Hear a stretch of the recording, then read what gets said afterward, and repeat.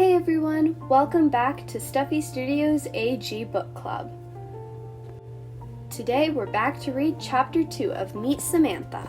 And if you're new to my channel, please consider subscribing. It really helps me out to make the best content for you guys. Alright, back to the story. Chapter 2, A New Girl. At 4 o'clock, Samantha stood outside the parlor doors looking like new. It was time for her hour with Grandmary. Samantha's hair was combed, her ribbon was perfect, her skirt hung straight, and her stockings were repaired. She knocked softly on the door, then slipped through and made a quick curtsy to her grandmother. Samantha thought Grandmary looked like a queen, especially during their sewing hour. Grandmary sat up very straight. Her velvet chair looked like a throne with her silk gown flowing around it. Her white hair seemed made for a crown, with never a strand out of place. Samantha always tried to be a young lady, but it was a lot easier to remember how when Grandmary was watching. Samantha noticed that everyone behaved more like a lady when Grandmary was around. "Good afternoon, Samantha," said Grandmary. "Good afternoon, Grandmary." Samantha squirmed ever so slightly. She didn't know how, but Grandmary always seemed to know when she had been into mischief. But today, Grandmary didn't ask questions. Instead, she smiled. "Come, sit down, my dear," Grandmary said. She handed a small basket to Samantha. "You must try to work a little harder on your sampler. It's not going very quickly." "Yes, Grandmary." Samantha took her seat on a chair next to her grandmother. When she picked up her sampler, she sighed a little. When it was finished, the sampler would read, "Actions speak louder than words." Grandmary had explained this saying. She said it meant that how people act is more important than what they say. Samantha tried to imagine the words sewn in pink silk thread. Around them would be flowers and fruits made of complicated stitches that would show off her sewing skills. But the skills were slow in coming. So far, the sampler read, "Actions sp." Samantha stuck her tongue between her lips as she concentrated on a hard stitch. She glanced sideways to see if her grandmother looked in a good mood. "Grandmary," Samantha began. "Yes, dear?" "Did you see the doll in Schofield's shop?" Samantha asked. "Yes, dear, I did," answered Grandmary. "Isn't she beautiful?" sighed Samantha. "It's quite a nice doll," Grandmary said. "Do you think I might have her?" "Samantha, that is an expensive doll," said Grandmary. "It costs $6. If you are going to grow up to be a responsible young lady, you must understand the value of the dollar." "I could earn the money to buy her, Grandmary. I could make boomerangs and sell them. The boy's handy book shows just how to do it. I could—" "Samantha!" Grandmary was shocked. "A lady does not earn money." Samantha had known there wasn't much hope, but she added very quietly, "Cornelia said a woman should be able to earn money. She says women shouldn't have to depend on men for everything. She says—" "Cornelia has a great many newfangled notions," announced Grandmary. "She should keep them to herself." Samantha turned back to her work with a sigh. "I would have called the doll Lydia," she said softly. "She looks like my mother." Grandmary was startled. Then her eyes softened. A moment later she said, "There are other ways, my dear, to reach your goals." Samantha looked up hopefully. Grandmary continued, "If you do well at your tasks, you might earn the doll. If you practice your piano daily—" "Oh, Grandmary, I will!" Samantha was delighted. "I'll practice an hour every day. I'll make my sampler beautiful. I'll help Miss Hawkins. I won't get my dress muddy. She was about to say that she wouldn't tease Eddie Ryland, but she knew there were some promises she just couldn't keep. "Oh, Grandmary, thank you!" Samantha threw her arms around her grandmother's neck.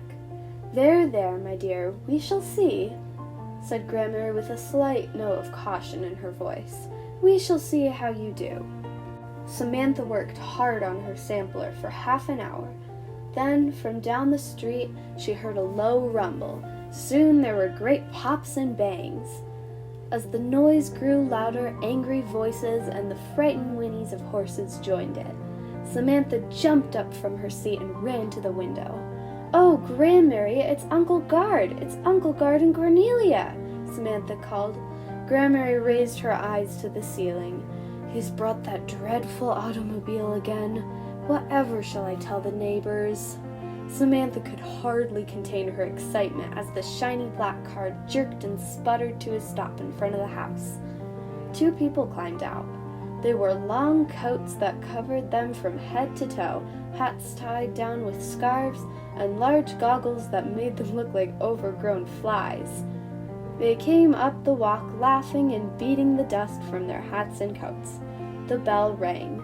A minute later, Hawkins appeared at the parlor door, looking dignified. It seemed to Samantha that the more confusion there was, the more dignified Hawkins became. "Mr. Gardner and Miss Cornelia, madame," he said. "Very well, Hawkins, show them in. And tell Elsa to bring tea," said Grandmary. The couple burst into the room, bringing laughter and the smell of summer with them. "How are you, Mother? You look wonderful," said Uncle Guard. He gave Grandmary a big hug, and she couldn't help smiling. "Good afternoon, Gardner. Good afternoon, Cornelia," said Grandmother. "I'm fine, thank you, Gardner. But I was a good deal better before you shattered the peace of the entire neighborhood with that horrible machine of yours. Why must you bring it here?" Uncle Guard's eyes were laughing. "Now, Mother, this is 1904. You've got to keep up with the times. Besides," he winked at Samantha, "how can I teach Sam to drive if I don't bring the automobile?" "Oh, Uncle Guard, will you really? Will you?" Samantha was popping with excitement. "Sure I will. Come on, I'll take you for a ride right now." "Indeed you won't," said Grandmary. "What can you be thinking of? Why, her clothes will be ruined." Samantha's face fell. Cornelia looked at her quickly and said, "It's all right. She can wear my duster. It's a little too big, but we'll make it fit, won't we, Samantha?" As they walked into the hall to fix the coat, Samantha gave Cornelia a grateful smile. Minutes later, she headed down the walk, trailing the hem of the long coat behind her. She held onto her hat with one hand and tried to keep her goggles on with the other. Eddie Ryland had been sitting there in the car, but he scampered down as Samantha and her uncle approached. Uncle Guard lifted Samantha up to the seat. "Hold tight, Sam, while I crank it up," he said. "You sure look dumb, Samantha," Eddie teased. He never stopped. Samantha wasn't listening. She held tight as Uncle Guard cranked the car and it began to lurch. "Anyway, I know something you don't know," Eddie said loudly so Samantha could hear him as the car rumbled. Uncle Guard jumped into the seat next to Samantha and took hold of the steering wheel. The car began to bounce and sway into the middle of the road. "A girl's coming to live at our house. She's 9, just like you," Eddie hollered over the noise. "You're lying, Eddie Ryland," Samantha yelled and choked on the dust. "I am not. Her name's Nellie." Samantha didn't even try to answer. She was holding on for dear life as the most modern of inventions, the automobile, bucked and rumbled its way toward town. Back at the front door, Grandmary shook her head. Just as she turned back into the parlor to join Cornelia for a cup of tea, she saw Jessie scurrying from the kitchen, and there was something in her hand. "Jessie, what's the matter?" asked Grandmary. As Jessie hurried up the stairs, she called over her shoulder, "It's Pepper for the sewing room, ma'am. There's ants up there. Hundreds and hundreds of ants." And that's the end of Chapter 2. Do you think Eddie was telling the truth about the new girl? Come back next Saturday to see what happens. Thank you so much for joining me in the AG Book Club. I hope you guys enjoyed, and if you haven't already, please consider subscribing. It really helps me out. I hope you all have a great day.